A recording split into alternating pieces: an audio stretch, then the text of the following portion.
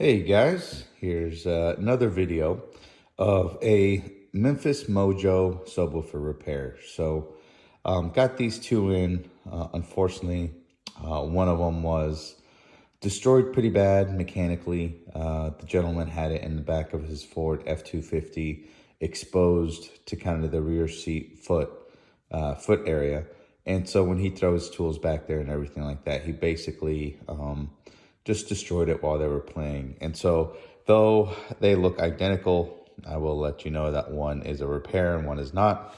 This one is actually in the process of being repaired with all new parts.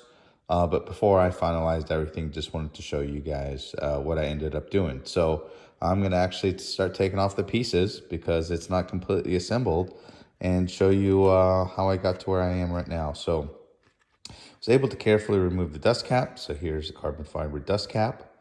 And here is a new cone kit that I received and modified in order to adapt to this blown one. So originally, again, this is the old material that was on there. It was completely blown, it was torn.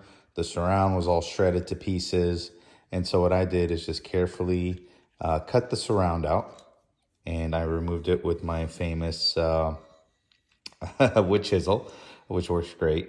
And so I was able to remove all the adhesive from here, get this off, cut this off knowing that I wasn't going to reuse it. And so this is its actual cone here, attached to the voice coil. The voice coil is still intact.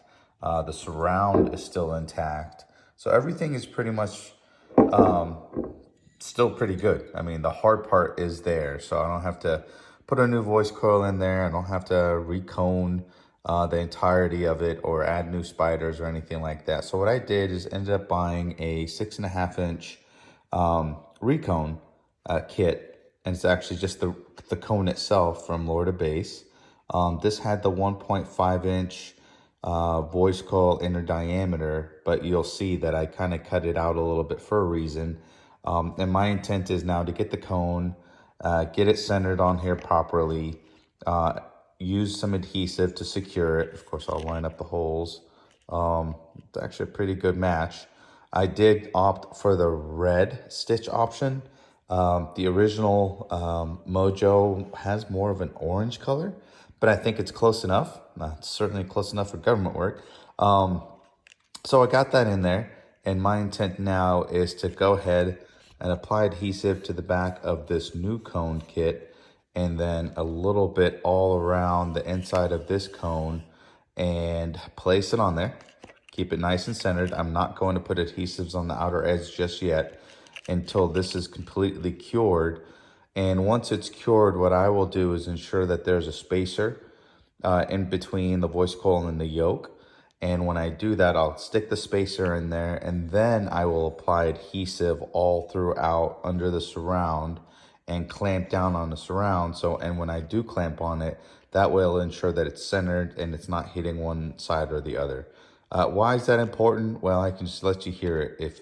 If this is offset, here's what's gonna happen. Well, of course, I'm not gonna do it now. There you go. What's gonna happen is the coil is just gonna hit the center of the motor assembly. So we don't wanna do that. We always wanna keep it nice and centered.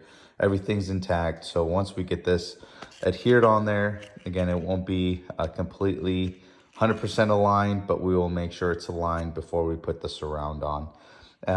And then I was able to salvage the entire dust cap. It's the same dust cap that you see inside.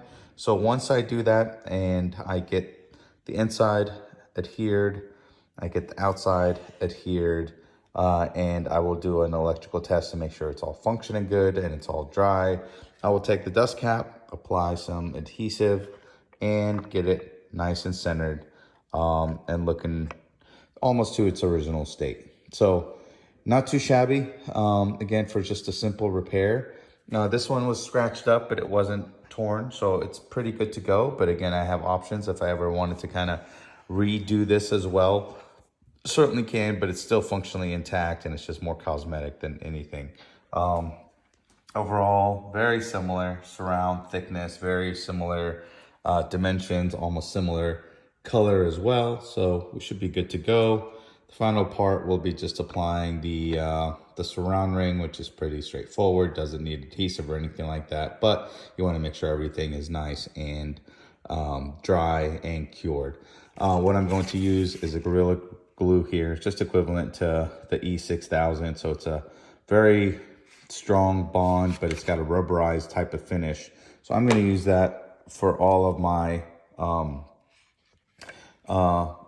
adhesion points. So cone to cone, and then I'm gonna do surround to frame, and then dust cap to cone, and I'll just use the E6000 for that. So just wanted to show you this. Again, it's pretty simple. This is applicable for all sizes. These happen to be the 6.5s from their preloaded assembly for the Ford, I guess Ford F-250, F-150, it's backwards here. So pretty good subs. I think these are rated for about 700 watts RMS each, which is pretty impressive for both a 6.5-inch subwoofer as well as a 1.5-inch voice coil. And it's actually a single 2-ohm voice coil, which is also a little bit more impressive. But yeah, the trend, as you see, if you're in the car audio forum, these 6.5s are becoming really, really popular. They're small. The airspace that they need for the enclosures make them attractive, because you don't have to have a huge box to have 2 or 3 or even 4 6.5s, and they put out really good sound. So I've got some friends that have these built in. They've becoming more and more popular, and certainly for install houses and audio stores, they're pretty attractive too. They're lower cost, and they're able to have a much larger margin on them. So stay tuned. I will show the next video once everything is completely assembled and do an audio test. But simple repair for a Memphis Audio Mojo 6.5. All right, stay tuned. Thank you.